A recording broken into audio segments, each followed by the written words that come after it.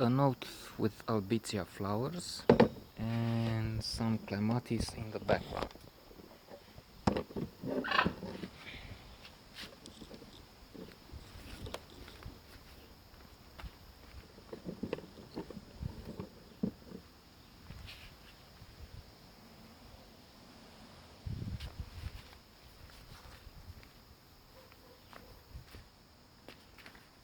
The last king of Scotland.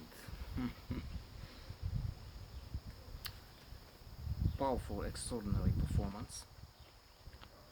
Um, Challenging role for Forrest Whitaker.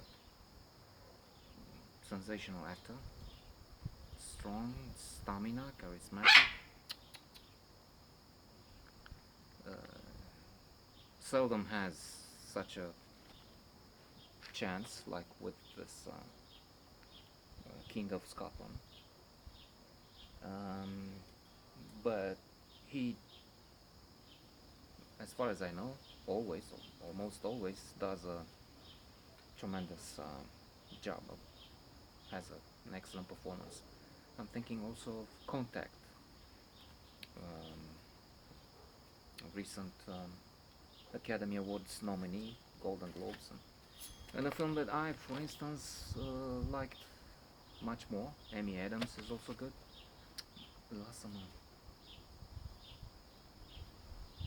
Renner is very good. And the film, for me, is better than the winner of Best Motion Picture. But that's just some personal opinion.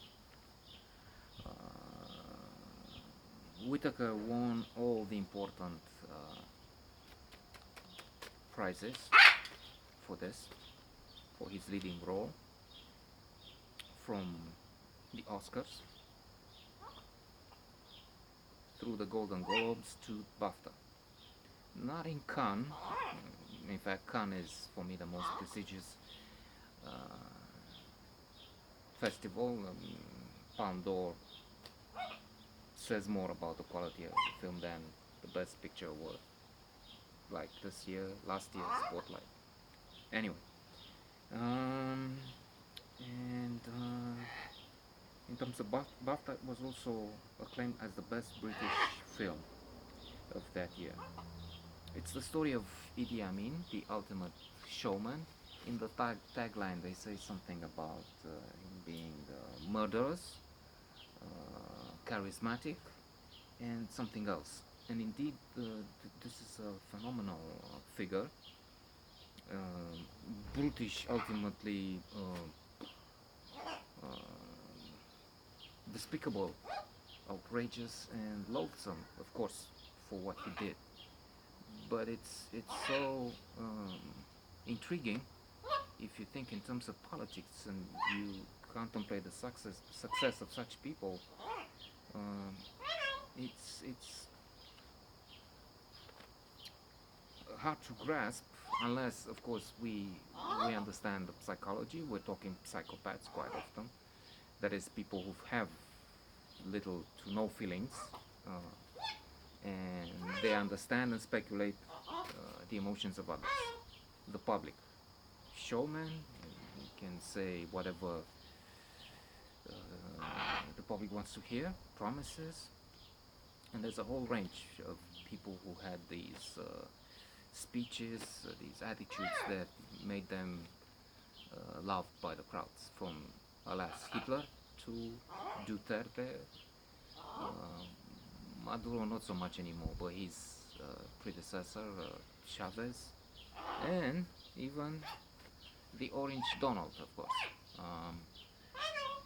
for his supporters. He's the ultimate operator, man of destiny. Returning to Idi Amin, he is a symptom, no, not a symptom. He is part of the disease that plagues Africa, alas.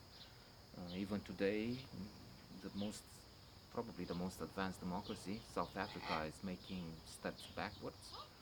It has a president, not like Idi Amin, alhamdulillah, far from that. I mean, not murderous or anything, but still with 745 or so accusations, charges against him for corruption.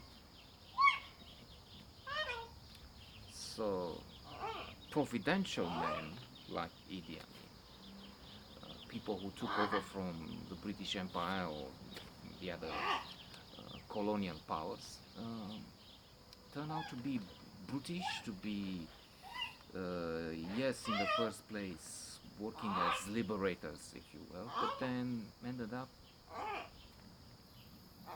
lamentably. And this is why this film is one reason why this film is worthwhile.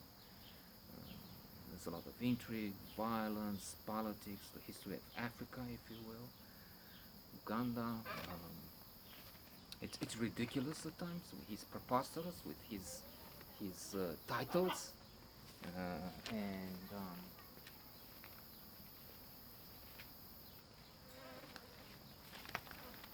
also tragic, of course.